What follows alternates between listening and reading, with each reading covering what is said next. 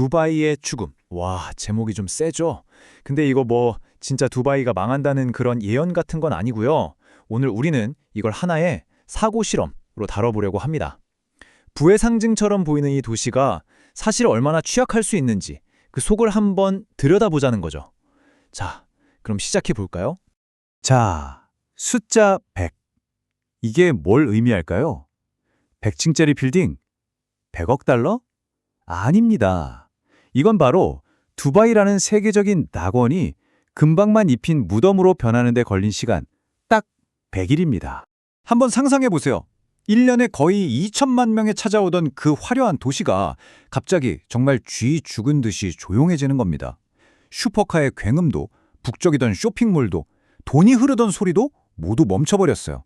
하늘을 찌를 듯한 빌딩들은 그대로 서 있는데 속은 텅 비어버린 거죠. 도대체 어떻게 이런 일이 가능했을까요? 자, 첫 번째 섹션에서는요, 이 붕괴가 얼마나 순식간에 일어났는지 그 직후 상황부터 한번 들여다보겠습니다. 그 속도가 정말 어마어마했거든요. 보세요. 하룻밤 사이 호텔 예약이 할 만큼 넘게 그냥 증발해버린 거예요. 항상 꽉 차 있던 호텔들이 텅 비어서 점유율이 15% 밑으로 뚝 떨어졌습니다. 이 그래프 하나만 봐도 그 충격이 얼마나 컸는지 바로 느껴지죠? 그리고 이 장면 정말 상징적이죠. 도시의 심장이나 다름없는 공항에 슈퍼카 2,000대 이상이 그냥 버려진 거예요. 주인을 잃고 사막 먼지만 뽀얗게 뒤집어 쓴 채로요.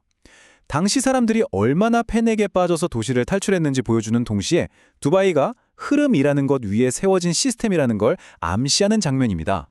바로 이 흐름, 이 단어가 두바이의 성공 신화와 그 이면에 감춰진 치명적인 약점, 이 모든 걸 설명하는 열쇠입니다. 비생태적 도시 모델, 말 좀 어렵죠? 근데 이거 아주 비싼 고사양 게이밍 PC 생각하면 딱 맞아요. 성능은 진짜 끝내주죠. 하지만 전기가 공급되고 인터넷이 연결되고 쿨러가 계속 돌아가야만 작동하잖아요. 이 중 하나라도 딱 끊기면 그냥 비싼 깡통 되는 거죠. 두바이가 바로 그런 도시라는 겁니다. 거의 모든 걸 외부에서 가져와야만 유지되는 거죠.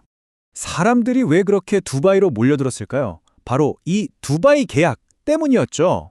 세금도 없고 월급은 많이 주고 라이프 스타일은 끝내준다는 달콤한 약속. 근데 그 대가가 장난이 아니었어요. 빚 못 갚으면 바로 범죄자가 되고 수표 한 장 잘못 써도 감옥에 갈 수 있었죠. 그리고 제일 중요한 거, 직장을 잃으면 비자도 바로 사라져요. 즉 추방당하는 거죠. 경제가 멈추는 순간 이 달콤했던 계약은 그냥 탈출 불가능한 덫이 되어버린 겁니다. 자, 그럼 이제 이 위기가 사람들에게는 어떤 의미였는지 그 독특한 인구 구조를 통해 한번 파헤쳐 보겠습니다. 이거 보세요. 진짜 충격적이지 않나요? 10명 중에 거의 9명이 외국인이에요. 이건 뭐 우리가 생각하는 도시랑은 개념이 완전 다른 거죠. 뿌리 내리고 사는 공동체가 아니라 철저하게 계약으로 맺어진 손님들의 도시였던 겁니다. 계약이 깨지자마자 이 손님들은 썰물처럼 빠져나가기 시작했죠. 근데 그 모습이 너무나 달랐어요. 돈 많은 전문직들은 미리 계획을 세워서 4만 명이나 되는 핵심 인력들이 싹 빠져나갔고요. 이걸 두뇌 유출이라고 하죠. 반면에 이 도시의 화려한 건물을 자기 손으로 직접 지었던 수백만 명의 이주 노동자들은 말 그대로 발이 묶여버렸습니다. 고용주가 비자를 쥐고 있는 카팔라 시스템 때문에 회사가 망하면 월급도 못 받고 떠날 수도 없는 신세가 된 거죠. 자, 지금까지는 사람들의 이야기를 해봤는데요. 이제는 눈에 보이지 않는 도시의 물리적인 균열에 대해 한번 들여다보겠습니다. 이 문장이 두바이 모델의 모든 걸 말해줍니다. 필수적인 기초보다 화려한 스카이라인을 우선시한다. 이게 무슨 말이냐? 세계 최고층 빌딩 부르주 할리파의 아주 놀라운 비밀을 보면 바로 이해가 갑니다. 믿어지세요? 세계에서 제일 높은 그 건물이 지어진 지 한참 동안이나 도시의 중앙 하수 처리 시스템에 연결이 안 돼 있었어요. 그럼 그 모든 우물은 어떻게 처리했을까요? 해결책이 뭐였냐면 바로 이 오렌지색 탱크 트럭들. 이 트럭들이 밤낮으로 줄을 서서 그 모든 우물을 퍼날랐던 겁니다.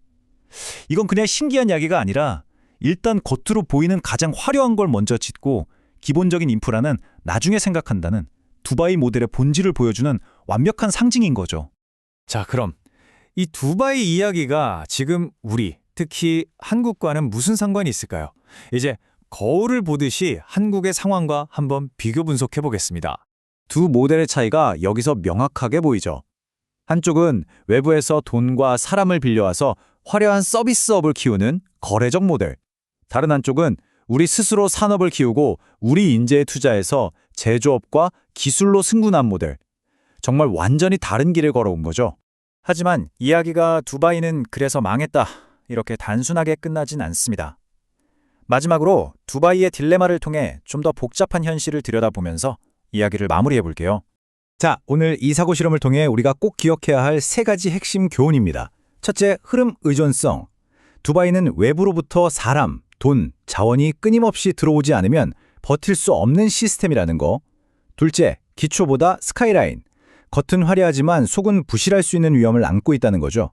그리고 마지막, 손님들의 도시.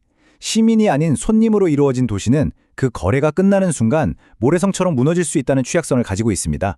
이 모든 걸 생각해 보면 결국 우리는 이 마지막 질문에 도달하게 됩니다. 아무리 화려하고 멋져도 잠시 머물대 가는 손님들을 위해 지어진 도시가 과연 언젠가 진정한 집이 될 수 있을까요? 여러분은 어떻게 생각하시나요?